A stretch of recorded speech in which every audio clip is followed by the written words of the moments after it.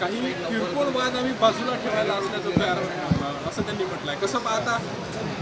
परिवारवाद जेव्हा पूर्ण देशाचे समोर आला तेव्हा मला वाटतं की मॅच्युरिटी लेवल सगळ्यांना माहीत आहे की जेव्हा एखादा वाद घराचा बाहेर येते तेव्हा आपसी वाद बाहेर आणणारे जे लोक असतात त्यांची मॅच्युरिटी लेवल आपल्याला कळते आणि तेव्हा आम्हाला सगळ्यांना कळलं.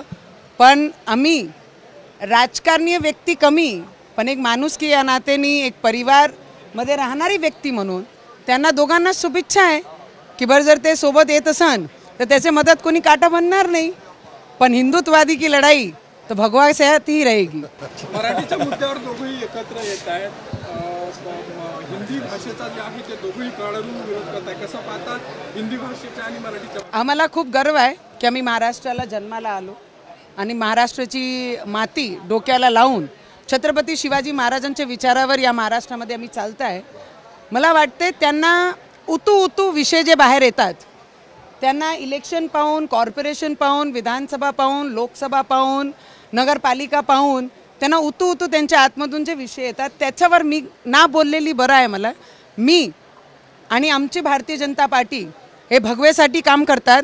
जर एवढा प्रेम आहे तर वेस्ट बेंगॉलमध्ये आज जे आमचे हिंदू लोकांचा तिथून जे गाव सोडून बाहेर चालले आहे त्याच्याबद्दल त्यांनी बोलावं. मला वाटते छत्रपती शिवाजी महाराज जेव्हा लढले, डॉक्टर बाबासाहेब आंबेडकर जेव्हा आम लोकांसाठी लढले तेव्हा त्यांनी हा सगळी गोष्टीला बाजूनी ठेवून या देश, राष्ट्र, राज्य हा प्रथम ठेवला.